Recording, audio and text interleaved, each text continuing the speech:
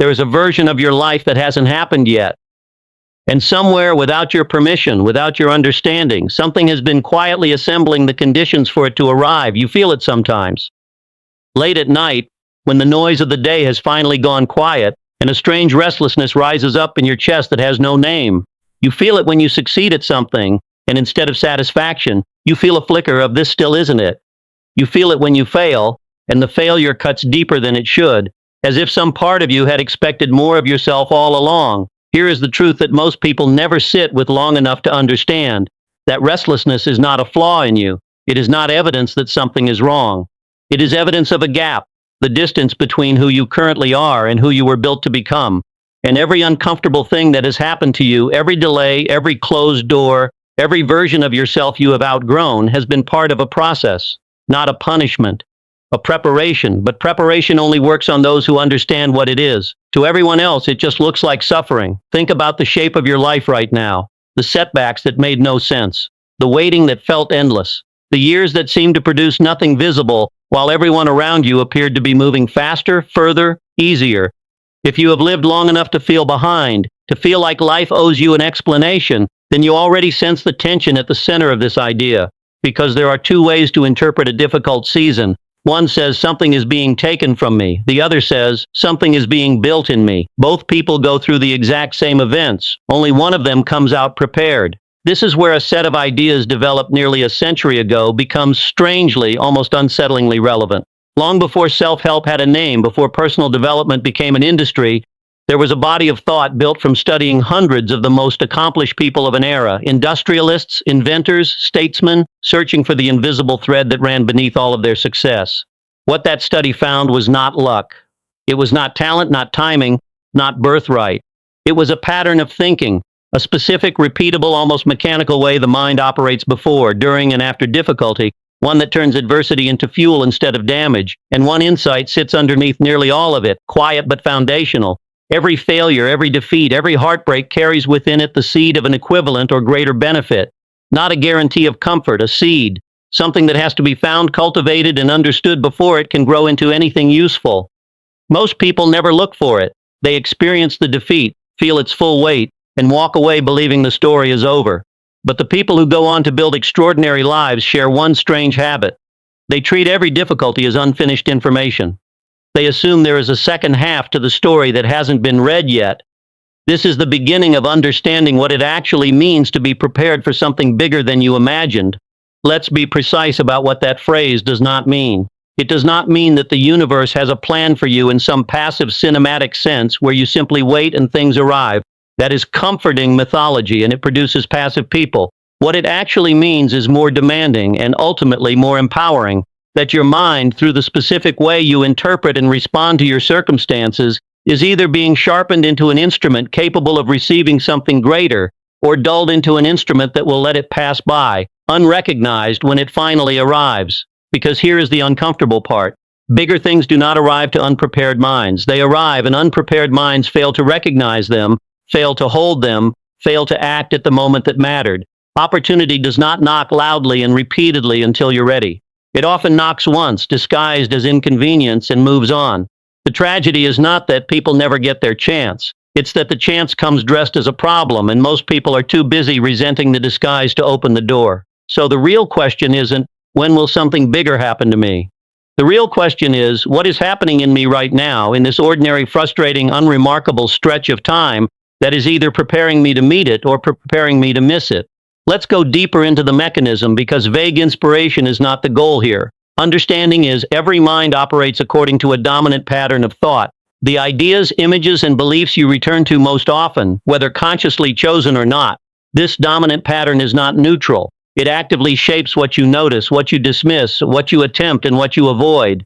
Two people can walk through the same office, the same street, the same conversation, and come away having perceived two entirely different realities, because their dominant mental pattern acted like a filter, letting certain information through and rejecting the rest. This is why some people seem to get lucky repeatedly, while others, working just as hard, seem to walk past the same opportunities without ever seeing them.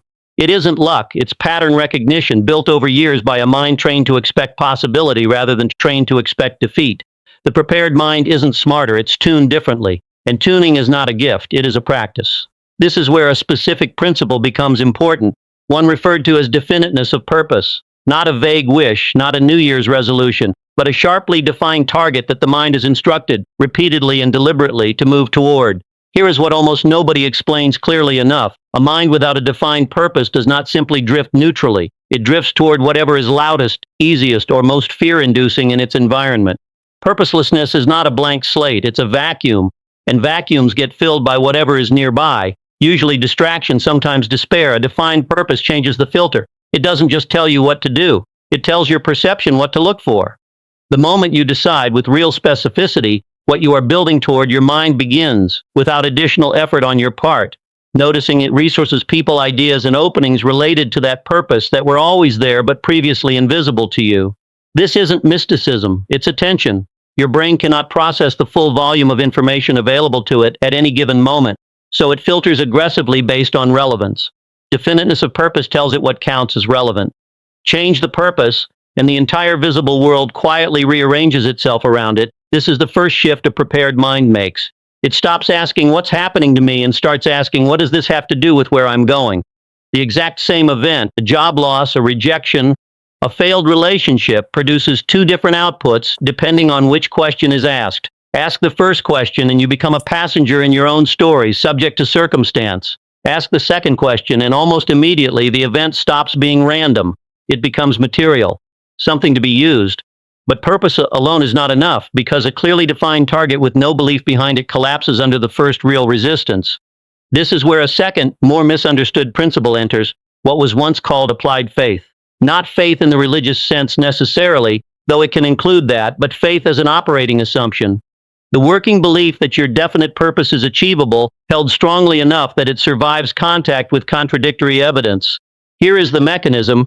Because just believing yourself is empty without explaining why belief matters physically and behaviorally. Belief is not decoration.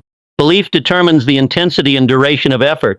A person who doubts the outcome invests partial effort, prepares a graceful exit, and unconsciously looks for confirmation that quitting was reasonable. A person operating from applied faith invests full effort, because in their mind, quitting was never actually an option. Only the method of arrival was still being worked out. These two people can have identical talent and identical starting resources. Their outcomes diverge dramatically because effort under doubt and effort under conviction are not the same effort, even if they look similar on paper. And here is the part rarely explained honestly. Applied faith is not a feeling that arrives on its own. It is built the same way a habit is built, through repetition of thought. What you rehearse mentally again and again becomes what your mind treats as true, regardless of whether it is objectively confirmed yet. This is not self-deception when done correctly. It is the deliberate direction of a process your mind is running whether you direct it or not. Left unmanaged, most people's minds rehearse their fears with astonishing discipline. They replay the worst outcome, the most humiliating scenario, the most likely way it all falls apart, every single day, often without noticing they're doing it. That repetition builds conviction too.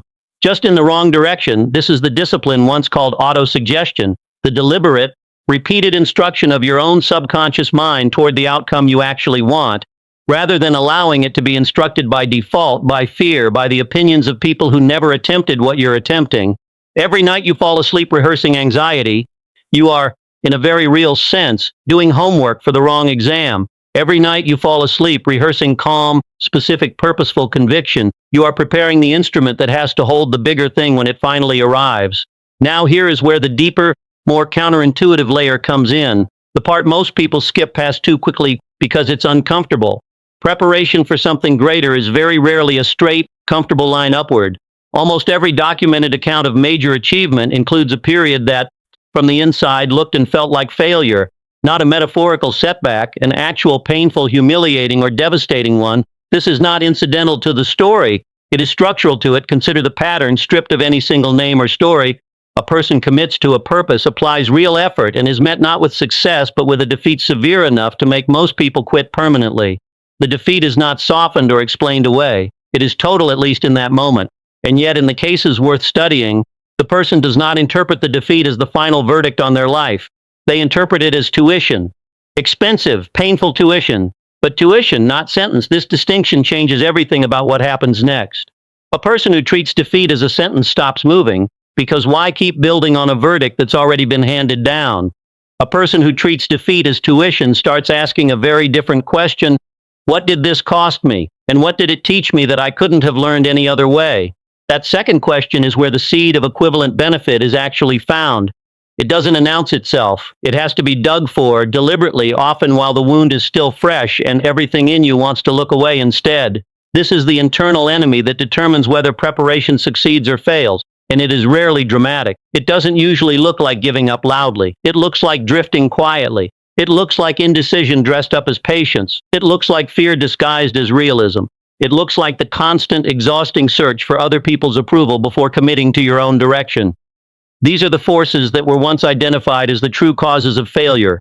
Not lack of talent, not lack of opportunity, but a mind that never fully committed, because committing meant risking being wrong in front of others. Approval seeking deserves particular attention here, because it is one of the most disguised saboteurs of preparation. It rarely feels like weakness from the inside. It feels like being considerate, being humble, being careful. But watch what it actually does over time. It makes you run every decision through the filter of what will people think, which means your definite purpose is no longer fully yours. It has 100 silent co-authors, most of whom never took the risk you're taking and have no real stake in whether you succeed. A mind still tethered to approval cannot fully commit to a purpose, because full commitment occasionally requires disappointing people, and approval seeking treats disappointing people as the worst possible outcome. It isn't. Living a diluted, half-committed version of your own life is the worst outcome. It's simply quieter, so it takes longer to notice. Fear operates similarly, but more directly. Fear does not usually announce itself as fear. It announces itself as practicality, as just being realistic, as waiting for a more convenient moment that, if you're honest, never actually arrives. The prepared mind does not eliminate fear that isn't realistic, and anyone who tells you otherwise is selling something. The prepared mind simply refuses to let fear cast the deciding vote. It listens to fear as information, sometimes useful, and then makes the decision anyway, based on purpose rather than on comfort. This is the actual definition of courage that almost nobody states plainly. Not the absence of fear, but the demotion of fear from decision maker to advisor. Now consider how this reshapes an ordinary day. Picture someone in an unremarkable season of life, a job that doesn't fit, a body of work no one has noticed yet, a relationship or a plan that quietly fell apart last year. From the outside, nothing about this life looks like it's headed anywhere significant. This is precisely the season where the real work happens, invisible to everyone watching, including, often, to the person living it, because here is what's actually occurring beneath the surface. If the principles are being applied rather than merely understood intellectually, a mind is being trained day by ordinary day to hold a clear purpose without needing external proof that it's working yet.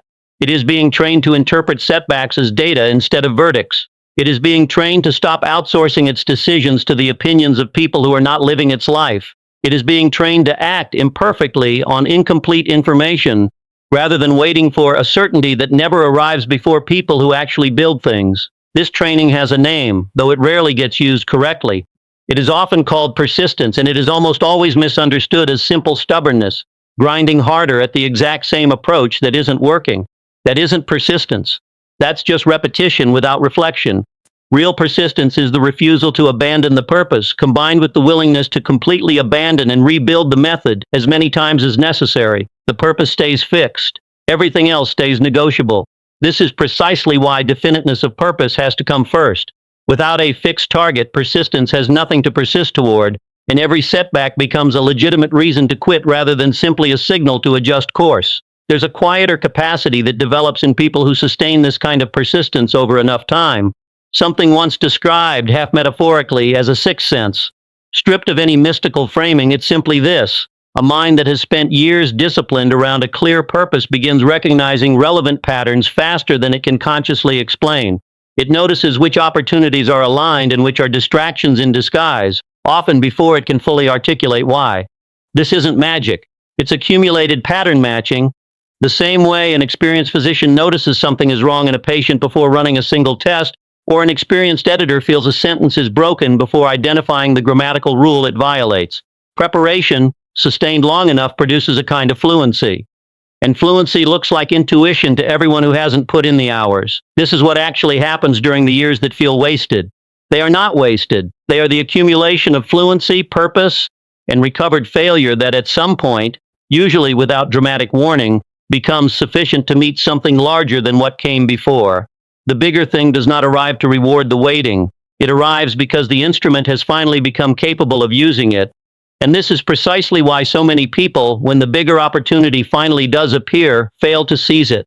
Not because they didn't want it badly enough, because they weren't yet the version of themselves capable of holding it. Ambition without preparation produces panic, hesitation, or a kind of self-sabotage that looks from the outside like bad luck.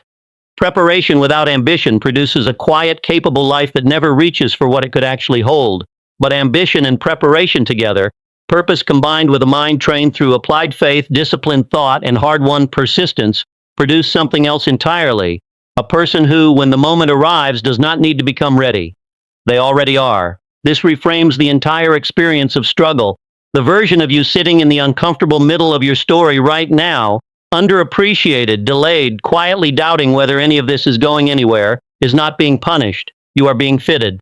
Every difficult conversation you didn't run from, every failure you chose to study instead of bury, every day you kept a promise to your own purpose when no one was checking is a fitting. Slowly, without ceremony, you are being shaped into someone capable of carrying more than you currently carry. This changes the central question you should be asking during hard seasons. Not when does this get easier? Easier was never the promise. The better question is, who is this making me? And is that someone capable of holding what I actually want? If the honest answer is no, that's not despair, that's direction. It tells you exactly what needs to change, not in your circumstances, but in you, because ultimately, this entire body of ideas rests on a foundation that deserves stating plainly. Circumstances do not determine your outcome nearly as much as your dominant mental pattern does, sustained over the years that matter when it counts, when no one else can see it. You are not waiting on the world to hand you readiness. You are building it decision by decision, in exactly the ordinary days you've been tempted to write off as meaningless. So here is where the identity shift actually happens. The real one, the one underneath all the strategy. It is the quiet move from asking what should I do next to asking who must I become in order for the next right thing to even be possible for me. The first question keeps you scrambling for tactics. The second question puts you in charge of the only thing you ever fully controlled, the mind doing the choosing. If you want this to become more than an idea you agreed with and then forgot by tomorrow, it has to become a practice. Begin today by writing down, not thinking about writing down, one purpose specific enough that you would know without ambiguity whether you achieved it. Vague purposes produce vague preparation. Then each day, spend a few deliberate minutes rehearsing that purpose as already true in your mind, not as fantasy, but as instruction, the same instruction you would give a student you were training. When a setback occurs, and it will, ask the tuition question before you ask any other question. What does this cost me? And what is it trying to teach me that nothing easier could have taught? Then act, even imperfectly, on the next indicated step, without waiting for permission from people who are not living your life and never will. None of this guarantees comfort. It was never meant to. What it produces instead is something more durable than comfort. A mind capable of recognizing and holding what's coming, instead of watching it pass by disguised as one more ordinary difficult day. So return, now, to the restlessness you started with. That feeling that something in you is unfinished, that the current shape of your life isn't the final draft. You were right to feel it. It was never a warning that something is wrong with you. It was a signal that something in you is still becoming, still being sharpened, still being fitted for a weight it cannot yet carry, but will. You are not behind. You are being prepared. And the moment you stop asking life to explain the difficulty and start asking what it is building in you, the entire meaning of this season changes, quietly, permanently, from the inside out. Whatever is bigger than you imagined is not arriving to a finished person. It is arriving to whoever kept building in the dark long after it would have been easier to stop. Keep building. The instrument is almost ready.